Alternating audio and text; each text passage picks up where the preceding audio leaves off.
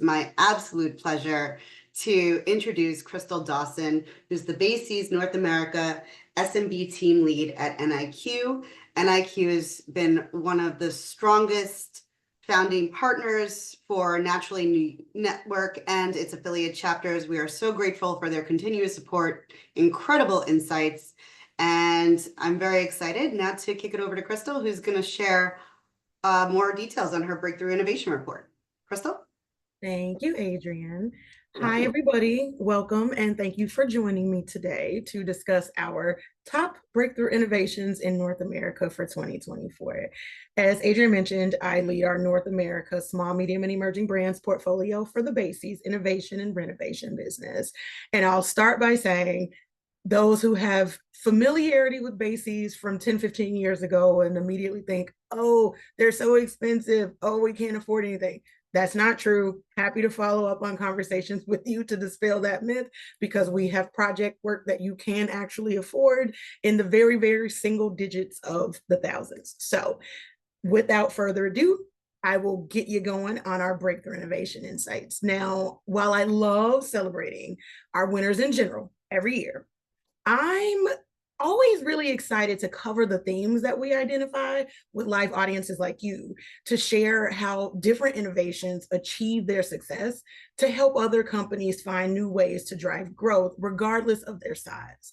So last year, we introduced a new way of looking at earlier stage breakthrough innovations, and we called them wave makers.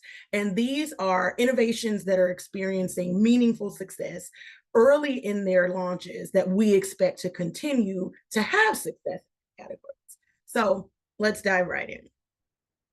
Oh, and please know, feel free to ask questions along the way. I will be monitoring the chat. So if you see my eyes veer from side to side, I'm looking at the chat to see if you all have any questions. So I have no doubt that everybody joining me live right now, or anybody watching after the fact, knows that innovation matters. But we see that fact proven again and again when we look at the impact of innovation sales on total business growth. We see this year that the manufacturers growing innovation sales in 2023 versus 2022 were 2 times more likely to grow their overall sales than everybody else. And that once again highlights how critical it is to maintain a focus on innovating the core part of the business to drive brand strategy moving forward in the long term. And for a quick point of reference, this value is actually 0.2 points higher than the overall average growth last year, which reiterates the proven importance of innovation to the base business. Because if you were part of one of our readouts last year on Breakthrough, you heard us say that ideally, your goal is for innovations to become your core business, so that as you continue to innovate moving forward, the things you're doing well today become a strong driver of consistent portfolio growth moving forward. So over the past 13 years, including this year, we've celebrated 300 winners across the US and Canada, amounting to over 26 billion in year one sales of new product launches. Globally, we've recognized over 900, which is kind of cool. Those who break through really represent the best of the best, in our opinion, and they've been able to achieve success and break through the clutter by ensuring their product really meets evolving consumer needs. So before I reveal this year's winners, I wanted to share a quick note that most of the winners we're celebrating today launched in 2022. And we're looking at their year one and year two sales for the items that were under consideration. So when I say that, I mean, in order for them to even be considered for this year's report, they must have achieved 80% of their year one sales in year two, at least 80%. So while you may hear, breakthrough innovation insights more broadly in the industry, our process is truly the most rigorous and discerning, because not everything is truly breakthrough. Some things are just okay, and that's fine too. But to reach breakthrough status, for us, it's really important to ensure that the criteria is kind of high, so that when you are doing all the things right to stand out, there's a true path forward and way to learn to help inform future decisions. So as we have in years past, we will celebrate the innovation success in a variety of ways, which is my favorite part because not everything can be a huge blockbuster, and that's okay. So I like to reiterate that there's no singular minimum year one sales goal threshold that determines success. I point that out because I'm sure somebody was about to ask it. So there's no golden rule, single number that applies to all categories and all brands of all sizes, and that's okay. However, this year, ironically, all of our winners easily achieved a minimum of 50 million in year one in sales in the US, with those more targeted and limited time only launches achieving less than that, which you would expect because it's meant to be in the market short term. We also look to understand the impact that the launches they've made in their category. Like, are they bringing distinctive benefits which meet consumer needs in the category? We also want to make sure that our winners are on the path to enduring success. And by that, we mean looking at the sales in their second year to understand whether the launches have what it takes to sustain their success with consumers when the product experience is executed the right way. So without further ado, I present to you the BASES top breakthrough innovations for 2024 in North America, and they will be listed in alphabetical order. We have 19 winners in the US and 3 in Canada, and they span a wide range of categories and product types, as you can see here. If you already happen to follow me on LinkedIn, you saw me post recently that leading the small, medium, and emerging brands portfolio is extra special this year because almost 10 of these brands are emerging brands, which is awesome sauce because it goes to show that you don't have to always be a global national in your current state to make waves and make a difference in your category. And I feel like it's so important to reiterate that along the way for companies, because I know how discouraging it can be at times when you're seeing those with the unlimited, what feel like unlimited pocketbooks, constantly doing more and things that maybe you can't achieve just yet due to limited resources. So while I give you a couple minutes to take a look at the winners, I wanted to share a few observations with you. This newest set of breakthrough innovations has a lot of brands that probably feel familiar to you. Most of them are entering new spaces like Downy and Just for Men and Liberté in Canada and Simply, just to name a couple. This year, I'm personally struck by the fact that the emerging brands that made the cut did so in really unique ways. So when you think about Feastables chocolate, they launched as a spinoff from a popular social media celebrity. Lumi, they started the whole body deodorant category. And True Fruit, unique chocolate covered frozen fruit that launched in a specific retailer first before going nationally to help strengthen its overall execution strategy. A lot of the winners continue to capitalize on the better for trends also again this year, like Bloom Greens and Superfoods, Chomps and Magic Spoon and Olipop and Too Good. They all highlighted various nutritional benefits that provide a distinct advantage versus other products in their respective categories. Now, when we look at our Canadian winners, and you'll see the designations underneath each one, whether they're in the US or Canada, forgot to mention that up front, but when you take a look at those, if you've attended any of our previous year's reports and breakout sessions, you might notice that 2 of the winners, both Pretty Litter and Too Good, were both previous breakthrough winners in the US. That's a big deal because it continues to reiterate the importance of understanding how to stretch a brand or an innovation into a new market, understanding that the consumers' needs are gonna vary market to market, and coming up with a strategy that will develop and focus on those specific needs versus just a simple lift and shift and assume that all consumers are the same, which we know is not the case because we're not all a monolith. So I always like to call those opportunities out when they do break through in multiple markets, because it shows how important it is to know the consumer per market so that you're meeting the right needs in the right way. I'd also like to flag over on that slide that the inaugural group of wave makers from last year's report, they built on that initial momentum as we predicted, and they sustained it in year 2, and they became breakthrough winners this year. I feel like my one question before I hop to the next slide is, for those on the call live, Are there any of these that are surprising to you? Because that's always my favorite question when I deliver this report, because I always get very interesting answers. Are there any where you're like, I just did not think that was a space that would even take on new innovation, or I didn't think you could do any more to innovate in that space? And if not, that's okay. But I always like to ask, and I'm glancing over at the chat just in case any answers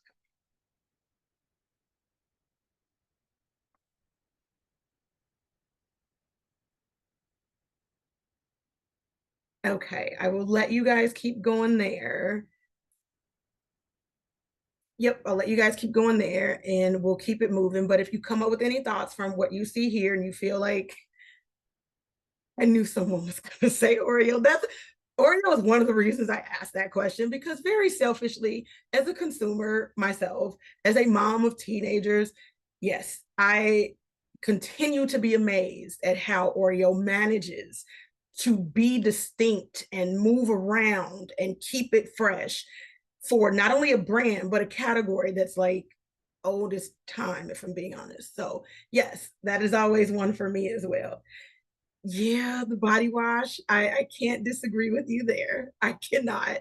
That was another one where it seemed, clear cut, straightforward. There was nothing new to do. And yeah, they figured it out. Simply spite. So yeah. It's that, to me, the fact that I feel like every year we've identified at least one more brand in the spite space, especially when they're taking on a better for type of profile. I continue to be amazed at how underdeveloped and uncared for that space truly has been for years, for there to be so much room for growth and development for consecutive years at a time. So I could not agree with you more, Gabby, because that's one where I'm just like, wow, have major players been ignoring the mess out of this segment for a long time? Because somebody else continues to come up every year and figure something else out, and it's clearly resonating, which is really important and impressive. Oh yeah, I'll jump back to the other side. So Liquid Death, that is one where there's all this misinformation that's out there about the brand and what they stand for, just because people don't like to actually read, which is baffling to me. But if people actually look up the brand, like, it means death to waste of, plastic and whatnot. And they came up with an additional way to break through beyond just water. And yeah, they're a whole other game changing focus that I think is pretty cool, honestly. So we might talk about a little bit more about them later. I remember if that slide is in here or not, but so I will say that I love the fact that our winners in 2024, which we literally just released this report less than a month ago, I think like 3 weeks ago, 4 tops. But I love how they continue to show that strong innovations can be found in a variety of categories. And that's why I always ask that question, like, are there things on this list that are surprising to you? Because when you really sit down and think about it, to achieve breakthrough success, you don't only have to launch a product that's meant to appeal to the broadest possible group of consumers. That's not the only path forward when it comes to innovation. And you have to remember that successful innovations can certainly be about blockbuster wins. Yes, sure. But it can also be about meeting a specific need for consumers in a new way that is better than anybody else can offer, or break through in a unique way to grab the consumer's attention, which is something I think Oreo kind of does pretty well, which is why I always like when somebody mentions Oreo to that last question, because they just keep figuring it out and it amazes me. So when you think about the highlights on this slide, so you've got Mighty Patch, they're a great example of how a new tech can be used to disrupt the category.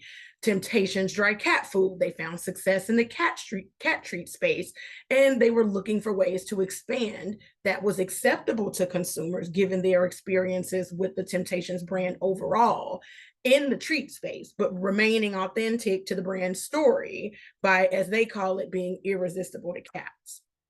The Just for Men Day One beard and brow color, they identified an unmet need for their consumers. So apparently at that time of launch, fast, easy to apply, temporary adjustment of facial color, hair color was something that men in their target audience was looking for, but no one was meeting those needs today. And if we're being honest with ourselves, society writ large doesn't put the same pressure on men to change, remove gray from their hair and all the things as they do women. So I was not personally surprised that this was an ignored market from a manufacturing perspective. And finally, they were able, they focused on it, and it's been doing consistently well, because guess what? Men care too. And that should not be a surprise to any of us. So again, it just falls into that space of untapped potential that's sitting around waiting for needs to be met. And somebody just has to pick up the baton and run with it. And then, of course, Oreo. So, the most Oreo is what they called it. And it was aimed at creatively extending their series of successful limited time offers, because that's what they tend to do in this ongoing innovation space.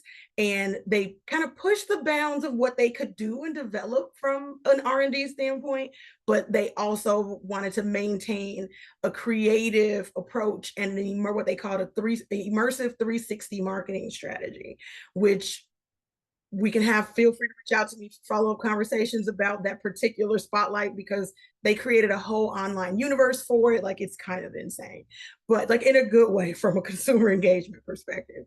And then there's, Feastables chocolate. They broke into the incredibly busy, saturated, crowded category of chocolate confections. And they did it as a product that was launched by a famous social media celebrity, Mr. Beast. And I won't say too much more about that one just yet, because there's another slide that talks about it in more detail. But I just wanted to reiterate the value and importance of understanding that there are different approaches that can be taken for businesses of all sizes. And the better we can make sure that we're paying attention to that, the more success opportunity will be found in the market, because not everybody has to do the same thing the same way. So a question that we always get quite often, especially when it's breakthrough innovation season and we're, presenting these reports live to our clients, is how fast can we know whether or not we've got something breakthrough on our hands? Today, more than ever, being able to make fast, real-time decisions about your brand is critical. And we know that the early days of innovation can tell us a lot about the future trajectory of a product. But how quickly exactly is it possible to know if you're looking at a potential breakthrough opportunity? It turns out that pretty fast. Within 4 weeks, we saw that nearly all of our breakthrough winners exceeded the average period one velocities in their respective categories. And in fact, 80% of them exceeded those averages within the first 2 weeks in the market. I stress that because it's an incredibly fast start for breakthrough winners, because for a typical successful new launch, we expect to see velocity more in the 30th percentile, showing that within the first month, you can already see how breakthrough winners are differentiating themselves in the market, doing what they said they would from an in-market execution perspective, which is a humongous factor to in-market success. If you develop a plan on the front end and you say, this is how we're going to execute, this is how we're going to support in-market, and then you don't do that, it will always impact the potential success for your initiative, both in the short term and the long term. And then they also evolve as needed along the way. When they're testing and finding out earlier what performance looks like, they're able to say, oh, wait, this thing might not be working like we thought it should. Let's tweak it. Being adaptable to your own innovation execution is incredibly important, because why would you want to keep executing steps that aren't working well for you? Now, we've seen how velocity can, how telling it can be, even in the first few weeks post-launch. And yet we see a good majority of FMCGs wait until 10 plus weeks into the launch to really assess how their innovations are performing. And we think that there's a lot of opportunity to dive into performance even earlier. Like, waiting could mean that valuable time to course correct detrimental things are being missed because you're waiting a little too long to influence the purchase cycle and the consumer perceptions. For example, if distribution expectations are falling a little shorter than expected, is there an opportunity to refocus and address that faster? Maybe if velocities are looking, really strong somewhere, is there an opportunity to capitalize on velocity strength by improving awareness driving activities like advertising? Or could promotional activities be tweaked to give an even bigger boost to the trial rates that you originally estimated with the original plan that you have? If there's opportunity to strengthen and do more, why not find out earlier so that you have enough time to impact the trajectory overall on your velocity, right? Now, while we know that in-market activation is a key driver for realizing the full potential of any sort of innovation, and really it's imperative for realizing the full potential of any innovation in general, let alone just breakthrough, we don't want to lose sight of these other two critical components in this equation. First, you have to have a compelling idea that attracts consumers, and that the product itself ultimately delivers on the experience consumers are looking for. I have no doubt that of everybody attending this webinar right now, you all can think of an experience you had where you tried something new because they wrote you in well on the initial launch of advertising, and then you taste the product and you're like, I'm sorry, what is this? Not meeting your actual expectations. That product performance can literally be the kiss of death on product potential long-term in the market. So it's super important to never, ever, ever lose sight of that, because once you do, it's kind of hard to get folks back after they've had enough bad experiences with your product. And honestly, our breakthrough winners, they tend to do all three of these things really well. They pay unique attention to the importance of meeting a compelling consumer need, but they also bring things to life by delivering on the expectations. So setting them up the right way, but then also delivering on what they promise. I cannot emphasize enough how disappointing it is every year to work with so many clients, to assess so many concepts that have impressive in-market potential, only for a client to skip the in-home use testing phase and have the product fail on elements that could have been corrected ahead of in-market launch. It genuinely makes me sad at times. So, but as always, our breakthrough winners this year, they show us ways to continue to offer different solutions that can break through the right way, whether it's offering better nutritional benefits in really traditional established categories, or leveraging tech and influencers focused on certain elements that matter to consumer groups. Let's take a deeper look at each of these themes that we have here just to show you a little bit more. So we've seen the better for trend continue to spread in our breakthrough winners this year as we have in previous years, and especially capitalizing on low or zero sugar and high fiber and high protein trends. This year, interestingly though, we have three winners who approached better for by really flipping the traditional nutritional profiles in well-established and more traditional categories. And they did it while maintaining the high expectations that established consumers had with those products. And then they even threw in a little bit of nostalgia and fun along the way to keep spicy. But take Magic Spoon, for example, in the center. So the founders loved cereal, especially the cereal from their childhood, but they stopped buying due to health concerns. So they aimed to create a childlike cereal for grown-ups. For it to appeal to adults, though, it needed to deliver high protein and low sugar. So that really upended the idea of the traditional childlike cereal. In the soft drink space, Olipop's goal was to create a healthier soda option that could effectively replace traditional soda, and doing it in a way that provided a product that tastes good, but had more fiber and less sugar in each can than the traditional products on shelf at the time. And in the snacking category, you've got Chomps. They sought out to do a better for meat snack alternative. And they focused on real clean ingredients that were also packed with protein. And while all of these winners had a goal of offering better for foods, one thing they all had in common, every single one of them, they did not sacrifice product taste in any way, shape, form, or fashion.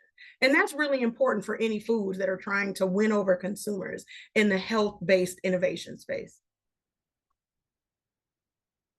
Now, bringing new technology into products was another significant trend used by manufacturers to drive meaningful differentiation versus what consumers had available to them currently.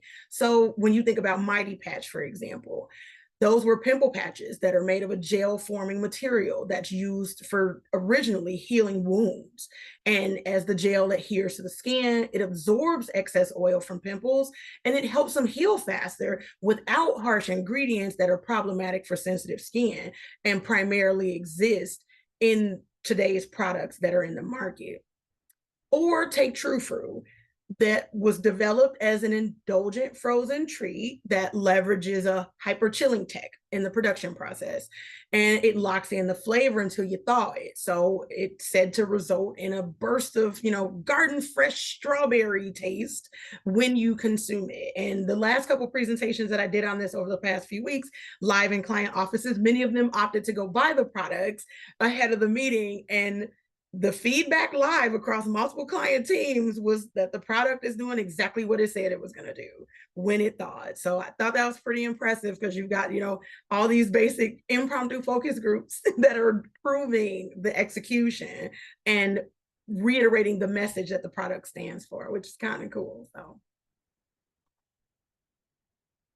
another really good example of this is Lumi. And that, they, as I mentioned earlier, they created a wave in the deodorant category as their product introduced the concept of a whole body application. And it's really driven a onslaught of innovation for other brands that are offering whole body solutions too. Again, one more established category that nobody was paying attention to, a need that exists and will continue, to elevate the necessity of paying attention to what needs are not being met by today's consumers, because not everything is about just adding more line extensions and flavors to a product portfolio.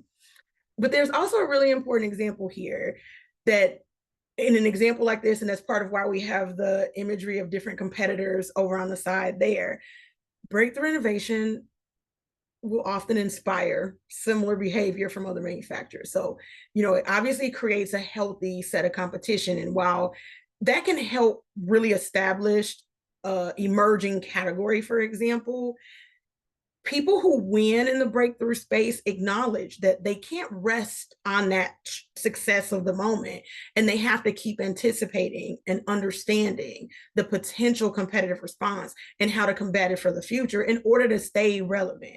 Because it's great to be able to say, I created this segment first, but if you get drowned out by everyone else to come, what does that really mean in the long run? So, doing what you can to continue to stay close to the pulse of what consumers need in your space will always be incredibly important for long-term growth.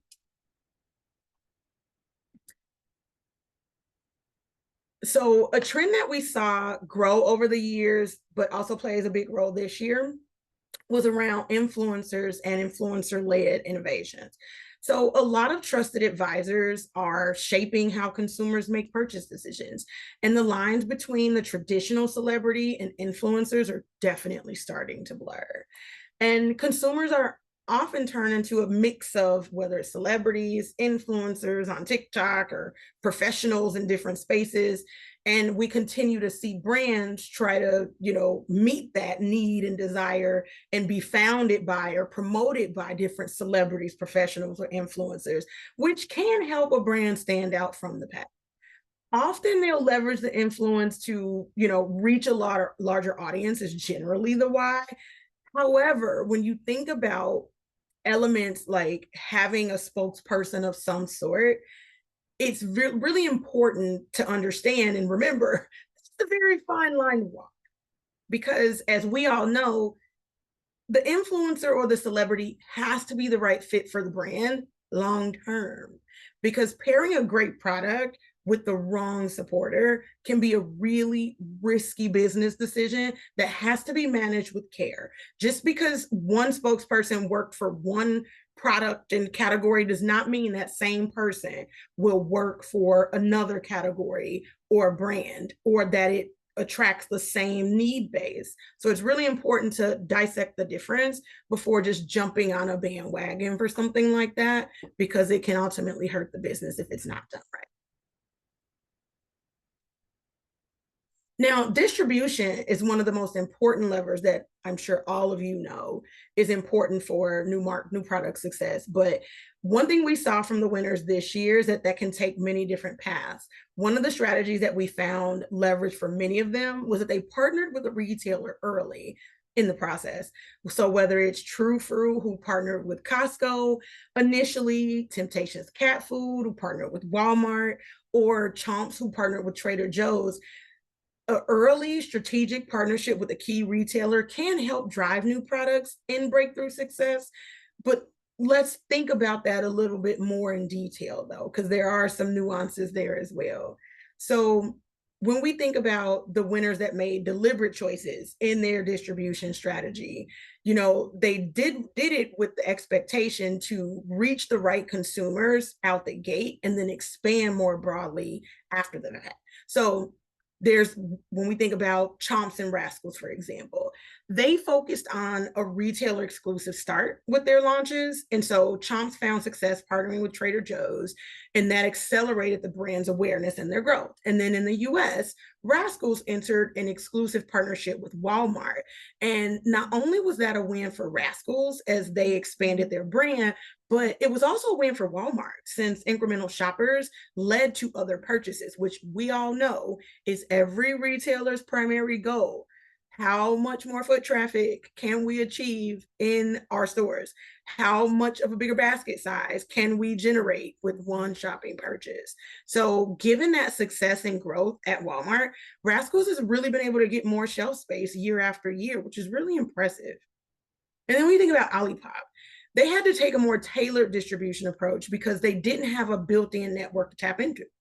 So they started going door to door and ultimately started with like 40 independent stores in Northern California, if I remember correctly. But the reception for the product was actually pretty incredible. And that led to an expansion into Whole Foods and Sprouts, which were good strategic fits for their brand. And eventually the brand expanded into Walmart, Target, and other national retailers. And then when you think about Temptations, so they executed a purposeful 6-month exclusivity window with Walmart before going national. Walmart was able to provide incremental support, and the team achieved the most off-the-shelf display they'd ever had from a retailer. And they had homepage takeovers on Walmart's website, just to name a few. So there are benefits to be had when the right partnerships are made and developed on the front end. And then again on the Oreo front. So for them, in typical Oreo fashion, they had a broad retailer acceptance just due to the comprehensive marketing campaign that Mondelez always plans to do. But despite the recurring LTOs that Oreo has been doing, because if you've been through any of our other breakthrough presentations over the past few years, they did one with SpongeBob SquarePants last year, I think. There was a Lady Gaga one before that, if not last year as well. The year before that was a Game of Thrones themed cookie where it was embossed on the cookie, and you could only get that experience at that time. And when they went away, they went away.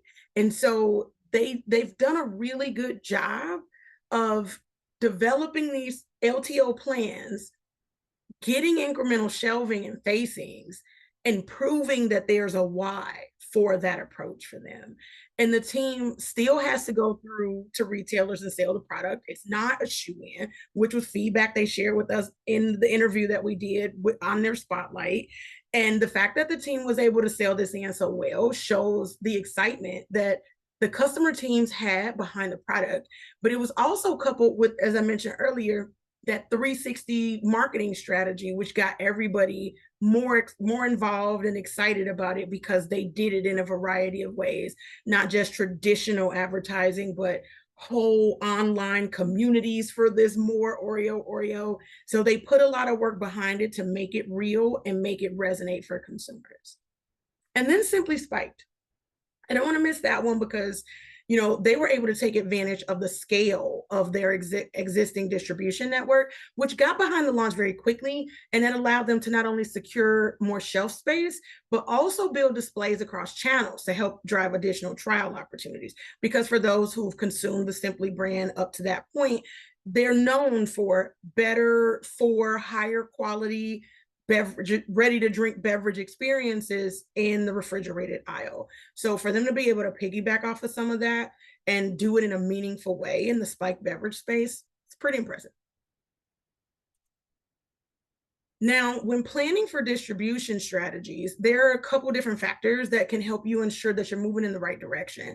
And I thought it would be kind of important to share this with you all today. So when you're thinking about the level of brand awareness, smaller brands and manufacturers may be forced into more narrow distribution strategies initially, with the goal of expanding further once the product gains, momentum as desired in the market. And then two, what type of marketing support have you planned behind that launch? If your distribution strategy is more tailored and specialized, your support should be as well. Given likely lower levels of overall distribution, you want to make sure that you're making your dollar work for you as hard as humanly possible. So ensuring that that execution strategy is meant to mimic the distribution focus that you're going after in market is really, really, really important.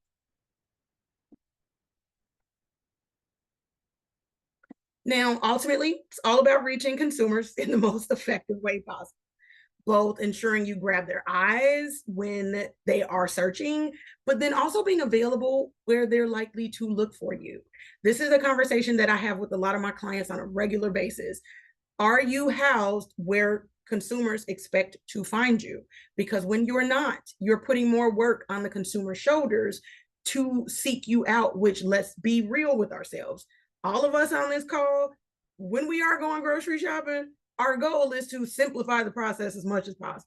I know I personally do not go out of my way to search for anything that I cannot find where I expect it to be. Unapologetically, I will pivot to the next available product that's already where I am so I can get out of that store as fast as possible. And being honest with ourselves in that way helps us remember that the right strategy accomplishes both. And it can help establish credibility with consumers and retailers at the same time, which, as I mentioned, is really, really important to helping retailers drive traffic, because for smaller, more emerging brands and products, every extra incremental build that you can provide a retailer is going to give you favor. We all know that.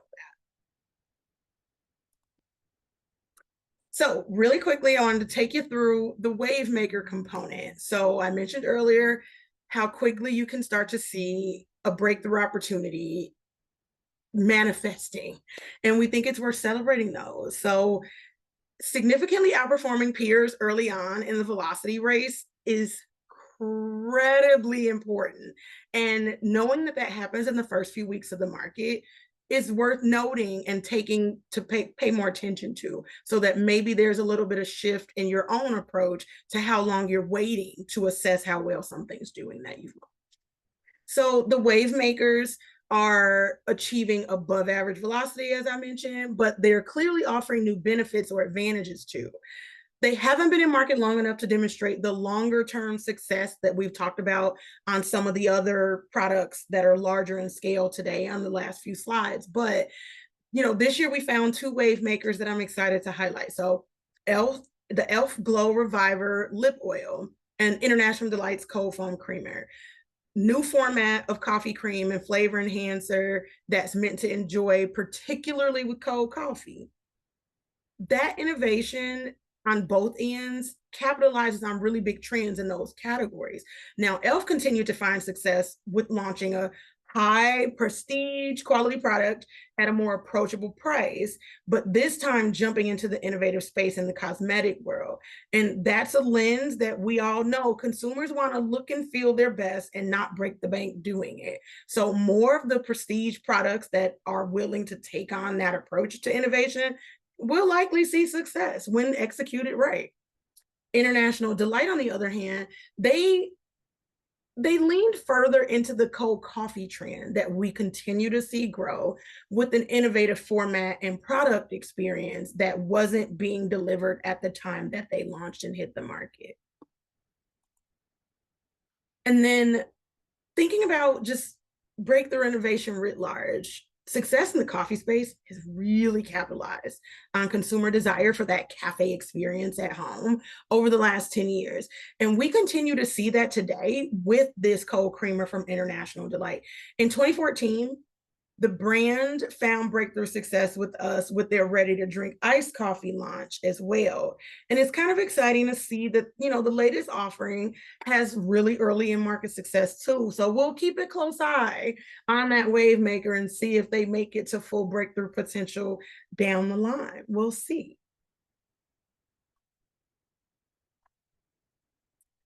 Now, turning our attention for a moment to the world of cosmetics. As I mentioned earlier, Elle found that success with Glow Reviver Lip Oil. Now, the lip oil category is known for good growth significantly, and it's differentiating itself from lip glosses, primarily in terms of the experience of using the product as far as consumers are concerned, which is pretty important because you've heard me say this in a couple different ways this conversation, to just remember how important it is to ensure that we are not producing innovations just for the sake of innovation. Because when we do that, we're not meeting unmet needs in any way. And that doesn't help from a sustainable in-market delivery perspective, because you're not working on things that matter to the consumers from a longevity standpoint. So I just want to reiterate that, because I find that it's really important to ensure that we're not missing things that have been ignored for a long time in a lot of these staple categories that we just don't think innovation is necessary in. And one of the things I wanted to highlight for e.l.f. is that, they had that added benefit of intense hydration that you would expect from like a lip balm type of product, but they continue to prove that the glossy finish gives you more of a lip gloss look. So the intent messaging wise, like, you're basically getting a 2-for-1, which for anyone who leverages these products, fewer things in the bag is always a good thing, because there are always too many options across the board, meaning your personal bags that you carry around with you. So at the end of the day, they focused on pain points like stickiness and color perspective, being versatile in the natural look space, just to ensure that they were reaching varying elements of desire for the consumer and meeting unmet needs. Now, I cannot leave our discussion on wave makers without a quick look back at last year, when we celebrated launches in this new wave for the first time. As I mentioned up front, all 5 of our 2023 wave makers are being celebrated as breakthrough winners this year, because they've taken their initial success in market and sustained it successfully through strong activation and support in year 2 and beyond. If you do not take away anything else that we've discussed today, as a founder of a business, as an impactful influencer of developing a business, support matters.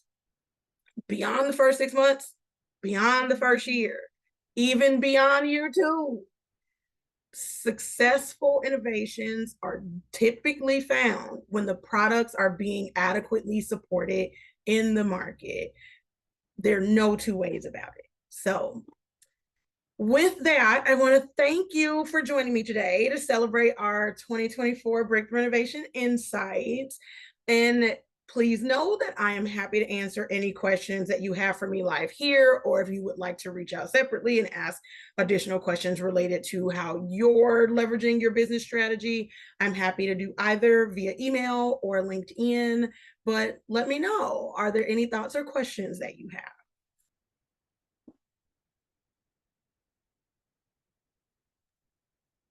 Loving the energy today, Krystal. Anybody have any questions? You're welcome to raise your hand, unmute yourself, drop them in the chat, DM me directly. So many options. Christine says she's now craving Oreos now. That tends to happen with this report. People always leave thirsty or hungry or both. We get that feedback all the time. Okay, we have a question from Andrea. How can small emerging brands support launches or compete with launches from larger established brands? Great question. Excellent question. So our guidance is always know your lane, meaning what matters to your consumers in that space, because it's not always about who has the biggest purse. It's actually, it tends to be more often about who's executing the best, who's making sure that consumers know that they exist, why they exist, and how they're meeting those needs of the consumers in that category. A lot of times what we'll see, and we actually, get on larger companies about this all the time too, you can't launch things and expect the consumer to do all the work. You can't launch things and have them searching for you all the time, or expecting that they're going to pick up the package and actually turn all of them around on the shelf and read all of them to figure out whether or not the product is meeting their need or not. So a lot of it boils down to simplicity, actually, because one of my favorite several years ago breakthrough winners, like 2018, 2019, something like that, was Ollie, the vitamins. And when they renovated the pack design of the vitamins category in such a way that was like, duh, nobody likes going, no, at that, prior to that time, nobody liked going into that category, no matter what retailer it was, because you had so many options to choose from. The packaging was abysmal, super busy, and it put all of the work on the consumer to differentiate which one actually helped their needs. So when they went to that simplistic brand block marketing approach of, we're going to color code these in a simple way so that people know, come look for the green one, or come look for the pink one, or come look for the blue one, because you already know, because we've put the messaging out there to show you and explain to you, here's which of these that matters to your need at that time. So honestly, it's more to compete and support launches. It's about being effective. That's why we thought it was important to talk about a lot of the themes that these emerging companies did that won for this year's report, because some of them started with strategic retail partnerships that allowed them to leverage that retail relationship to help them grow in a way that they probably wouldn't have been able to do on their own because of resource constraints. And so again, it's about knowing your lane and maximizing it so that you're not trying to do too much too fast, stretch all of your resources too thin. And then you're like, oh my God, I don't know which end is up because all my resources are spread out in all these different ways. And you're not sure how to rein it all in at that point. Let's see. What types of support you're finding to be most impactful? Honestly, that's a very interesting question, because it really depends on the consumer audience that you're trying to go after.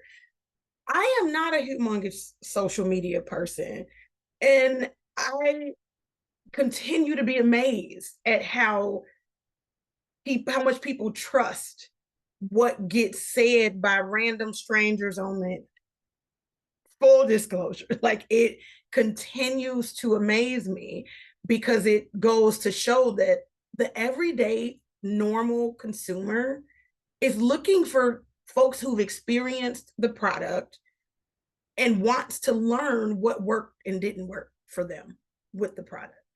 So honestly, it's meeting consumers where they're at. So doing the homework to understand how much are consumers consuming media on a TikTok, for example, or an Instagram video, for example, versus the ads that might pop up while they're playing game X on their tablet or their phone. But understanding where your consumers are receiving their media, that's where success comes from, is doing that homework well on the front end so that you can make sure you're reaching them where they're at.